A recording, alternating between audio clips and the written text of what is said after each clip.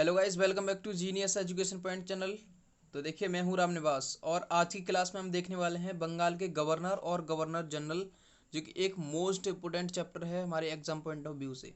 ठीक है, तो आज हम इनकी पूरी देखने वाले हैं थ्योरी। ठीक है, क्या क्या हुआ इनके शासनकाल में, कौन सी महत्वपूर्ण घटनाएं हुई, कौन सी हिस्टोरिकल इवेंट्स हुए जो एग्जाम पॉइंट ऑफ व्यू से काफ़ी महत्वपूर्ण हो जाते हैं। ठीक है, तो देखिए, जो पहले थे आपके बंगाल के गवर्नर, उनका नाम था रॉबर्ट क्लाइव। ये ध्यान रखना, पहले थे। ठीक है, तो इनके शासनकाल में क्या हुआ था, एक इम्पोर्टेंट जो कार्य हुआ था वो था द्वैध शासन को लागू किया गया था। देखिए, द्वैध शासन के बारे में आपको बता रहा हूँ एक बात। द्वैध शासन था क्या? ठीक है, तो आपके जो इंडियंस थे उनको अपने उत्तरदायी से शासन चलाने के लिए क्या किया जाता था, इन्हें इंडियंस को प्रशासन की जो शिक्षा थी वो प्रदान की जाती थी। ठीक है, तो ये आपको ध्यान में रखना है। देखिए, नेक्स्ट है आपका वॉरेन हेस्टिंग्स थे। इनका जो कार्यकाल रहा वो रहा था 1774 से लेकर 1785 तक। ठीक है, तो देखिए 1773 में रेगुलेटिंग एक्ट आया। इस एक्ट के तहत क्या हुआ, आपका ईस्ट इंडिया कंपनी के कार्यों को नियंत्रित किया गया। ठीक है, संसदीय प्रणाली के को स्थापित किया गया, पार्लियामेंट्री आपकी जो सिस्टम था उसको स्थापित किया गया, राजनीतिक कार्यों को भी मान्यता दी गई। अब देखिए, इसी एक्ट के तहत क्या हुआ था, 1774 में कलकत्ता में एक सुप्रीम कोर्ट की स्थापना की गई थी। इसकी पहली न्यायाधीश थी वो थी आपकी एलिजा इम्फे। ठीक है, मोस्ट इंपोर्टेंट पॉइंट है ये आपकी। 1774 में कोलकाता में सुप्रीम कोर्ट की स्थापना की गई। ठीक है, अब देखिए, इसकी जो पहली जस्टिस थी वो एल्जा इम्फे थी।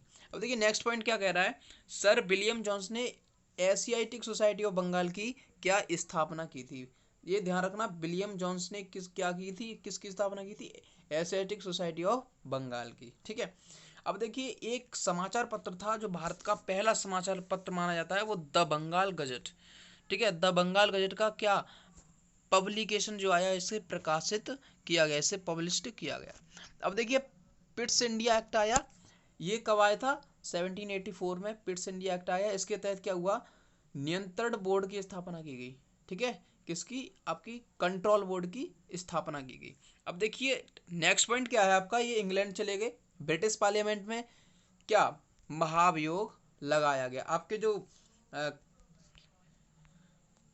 वॉरेन हेस्टिंग्स थे, तो ये कहाँ चले गए, आपके इंग्लैंड चले गए। फिर इन पे क्या महाभियोग लगा दिया गया था। ठीक है, जो भी आप इनकी कोई अभद्र नीति रही होगी उसके तहत इन पे महाभियोग चलाया गया। ठीक है, अब देखिए, अगले थे आपके लॉर्ड कॉर्नवालिस।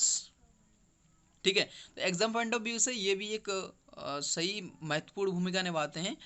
ठीक है, तो देखिए, इन्हें सिविल सर्विस एंड पुलिस का जनक माना जाता है। मैंने बोला था ना, कितने इंपॉर्टेंट व्यक्ति हैं। तो क्या हुआ था कि जो लॉर्ड कॉर्नवालिस थे, इन्हें सिविल सर्विस, ठीक है, और एयर पुलिस का जनक माना जाता था। जो सिविल सर्विस की जो नियुक्ति होती थी वो कंपनी के द्वारा होती थी, ईस्ट इंडिया कंपनी के द्वारा सिविल सर्विसेज पर जो आपके सिविल सर्विस एस्पिरेंट थे उनकी नियुक्ति की जाती थी। ठीक है, प्रत्येक जिले में पुलिस थाने का भी निर्माण कराया किसने, लॉर्ड कॉर्नवालिस ने। ठीक है, और देखिए, बंगाल, बिहार, उड़ीसा में भूमिकर योजना लागू की गई, किसके शासनकाल में, लॉर्ड कॉर्नवालिस के शासनकाल में। ठीक है, आशा करता हूँ इस समझ में आ रही होगी। और नेक्स्ट आपका जो टॉपिक एक बचा है, टीपू सुल्तान के साथ श्रीरंगपट्टनम की संधि, ठीक है, हुई थी लॉर्ड कॉर्नवालिस के साथ। ठीक है, लॉर्ड कॉर्नवालिस के शासनकाल में ही इस इनकी जो एक संधि हुई थी, ट्रीट हुई थी, तो कौन सी थी, श्रीरंगपट्टनम ट्रीट। देखिए, ये बहुत मोस्ट इंपोर्टेंट आपका बन जाता है। अगले आते हैं आपके नंबर 4 पे, सर जॉन शोर। इनका जो शासनकाल रहा था वो रहा था 1793 से लेकर 1798 तक। ठीक है, एक मोस्ट इम्पोर्टेंट आपका यहाँ से एक पॉइंट बनता है, खारदा का युद्ध हुआ था इनके शासनकाल में। एक हिस्टोरिकल जो इवेंट है वो है आपका खारदा का युद्ध। ठीक है, ये किसके बीच में हुआ था, ये था मराठों और निजामों के बीच में। ठीक है, तो आशा करता हूँ यहाँ तक आपको समझ में आ गया होगा जो कुछ मैंने बताया है, और इसे साथ के साथ रिवाइज करते चलिएगा आप। ठीक है, और वीडियो को आप सेव करके भी इसे दोबारा से देख सकते हैं। देखिए, पांचवें जो थे आपके गवर्नर थे वो थे आपके लॉर्ड वेलेस्ली। लॉर्ड वेलेस्ली थे, तो इनका जो कार्यकाल रहा था वो 1798 से लेके 1805 तक इनका जो कार्यकाल रहा था। अब देखिए बंगाल के शेर के नाम से इन्हें जाना जाता है, मोस्ट इंपोर्टेंट पॉइंट है ये आपका, लॉर्ड वेलेजली को बंगाल के शेर के नाम से भी जाना जाता है। ठीक है, अब देखिए नेक्स्ट क्या है, सहायक संधि प्रणाली।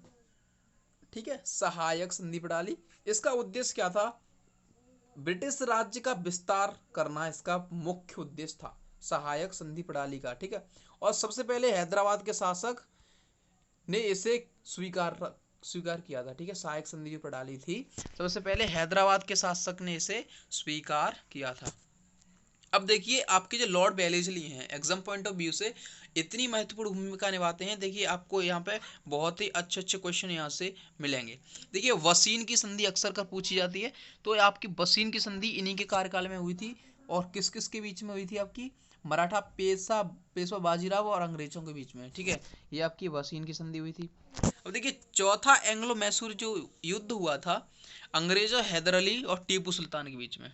ठीक है, तो इसमें क्या हुआ था, आपके टीपू सुल्तान मारे गए थे, और ये युद्ध कब हुआ था, चौथा जो एंग्लो मैसूर वॉर था ये हुआ था 1799 में। ठीक है, तो यहाँ से इतना आपको सब कुछ क्वेश्चन मिल जाता है। और नेक्स्ट पॉइंट आपका, प्रेस पर प्रतिबंध लगा दिया गया था लॉर्ड वेलेस्ली के शासन काल में। ठीक है, तो ये आपको मोस्ट इंपोर्टेंट फैक्ट है, इसे आपको ध्यान में रखना है। ठीक है, अब देखिए नेक्स्ट आते हैं आपके सर जॉर्ज बारलो। ठीक है, ये इतने इंपॉर्टेंट नहीं है, फिर भी इनका जो शासनकाल रहा था वो 2 वर्ष के लिए रहा था, 1805 से लेकर के 1807 तक। ठीक है, तो वेल्लोर का जो सिपाही विद्रोह हुआ था 1806 में, ये इन्हीं के कार्यकाल यानी शासनकाल में हुआ था। ठीक है, और देखिए नेक्स्ट है आपके लॉर्ड मिंटो। लॉर्ड मिंटो ये भी कुछ खास नहीं है। देखिए क्या है, लॉर्ड मिंटो के इनका जो शासनकाल रहा था वो 1807 से लेकर 1813 तक रहा था, और इनके शासनकाल में अमृतसर की क्या हुई थी, संधि हुई थी। ठीक है, अमृतसर की क्या संधि हुई थी। अब देखिए इसके बाद आते हैं आपके लॉर्ड हेस्टिंग। लॉर्ड हेस्टिंग इनका जो शासनकाल रहा था वो रहा था 1813 से लेकर के 1823 तक। ठीक है, अब देखिए यहाँ एक मोस्ट इम्पोर्टेंट आपकी हिस्टोरिकल इवेंट है, मद्रास के जो तत्कालीन गवर्नर टॉमस मुनरो ने क्या 1820 में मद्रास में रैयतवाड़ी व्यवस्था को लागू किया था। ठीक है, तो अब देखिए नेक्स्ट आते हैं आपके लॉर्ड विलियम बेंटिक। ठीक है, यहाँ से बहुत क्वेश्चन बन जाते हैं लॉर्ड विलियम बेंटिक के शासनकाल से, तो इनमें कौन कौन से मोस्ट इम्पोर्टेंट हिस्टोरिकल इवेंट्स हैं उनको आप देख लेते हैं। देखिए 1833 में चार्टर एक्ट आया, चार्टर एक्ट आया जिसके तहत बंगाल का जो गवर्नर जनरल भारत का क्या कहलाने लगा, governor general. Most important fact है, मोस्ट इंपोर्टेंट आपका इवेंट है, देखिए इसे ध्यान में रखना। चार्टर एक्ट आया जिसके तहत जो पहले हम बंगाल का जैसे गवर्नर कहते थे, अब उसे भारत का गवर्नर जनरल कहने लग गए सभी लोग। ठीक है, अब देखिए नेक्स्ट क्या है आपका पॉइंट, सती प्रथा पर बैन लगा दिया गया। ठीक है, सती प्रथा पर क्या बैन लगा दिया गया, किसकी सहायता से, राजा राममोहन रॉय की सहायता से। ठीक है, अब यहाँ पे बहुत अच्छे कार्य हुए इनके शासनकाल में। ठीक है, और नेक्स्ट क्या था आपका, ठगी प्रथा पर यहाँ पे पूरी तरीके से बैन लग चुका था। 1835 में कोलकाता में मेडिकल कॉलेज की भी स्थापना यहाँ पे हुई थी। देखिए काफी मोस्ट इंपोर्टेंट यहाँ पे भूमिका रही है लॉर्ड विलियम बेंटिक के शासनकाल में, तो यहाँ से बहुत ही ज्यादा क्वेश्चन बनने की संभावना रहती है, तो आप इन्हें ध्यान में रखिएगा। देखिए अंग्रेजी को भारत में उच्च शिक्षा का माध्यम बनाया गया, इन्हीं के शासनकाल में जो अंग्रेजी थी वो भारत में उच्च स्तर पर पढ़ाई जाने लगी। ठीक है, तो देखिए बात करते हैं आपके नेक्स्ट हैं चार्ल्स मैटकॉफ। ठीक है, चार्ल्स मैटकॉफ प्रेस के प्रतिबंध को इन्होंने क्या हटाया था। ठीक है, इनका जो शासनकाल रहा था वो 1835 से लेकर के 1836 तक रहा था।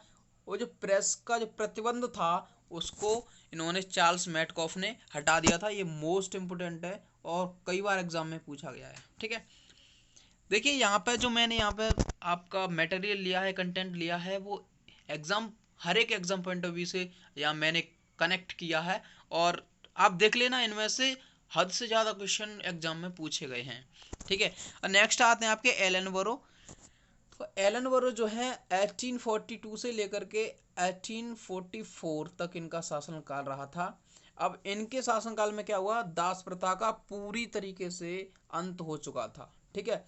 और इन्हीं के शासनकाल में संडे की जो छुट्टी थी 1843 में तब से शुरू हो गई थी, ठीक है। ये क्यों शुरू हुई थी, देखिए इसके पीछे एक रीजन था कि हमारे जो इंडियंस थे और जो तब दास प्रथा चलती थी, तो क्या हुआ था कि जो मजदूर थे तो वो 7 8 दिन काम किया करते थे। तो उन्होंने एक मांग की कि हमारे लिए एक दिन ऐसा होना चाहिए जिस दिन हम क्या अपना कुछ आराम कर सकें, कहीं घूमने जा सकें। तो क्या हुआ कि एलन बरो के शासनकाल में ही जो रविवार की जो छुट्टी थी उसकी शुरुआत की गई 1843 में, ठीक है। अब देखिए, तो आज के पार्ट में इतना ही, वीडियो बहुत ही ज़्यादा लंबा हो जाएगा, तो मैं नहीं चाहता कि इतना वीडियो लंबा हो जाए। तो हमने यहाँ पे कितने 11 हमने यहाँ पे आपके गवर्नर जनरल यहाँ पे हमने डिस्कस किए हैं, और नेक्स्ट पार्ट में पार्ट 2 आएगा, तो आप वहाँ से पूरी डिटेल के साथ और आगे के जो गवर्नर जनरल हैं उनको आप देख सकते हैं, ठीक है। तो जल्द ही आपका नेक्स्ट पार्ट आएगा। तो आशा करता हूँ आपको वीडियो समझ में आ गई होगी, और अभी तक आप हमारे चैनल पर नए हैं तो हमारे चैनल को सब्सक्राइब करें और शेयर करें हमारे चैनल को अपने पढ़ने वाले फ्रेंड्स क्राइटेरिया में, ठीक है। तो तब तक के लिए धन्यवाद। Thanks for watching the video.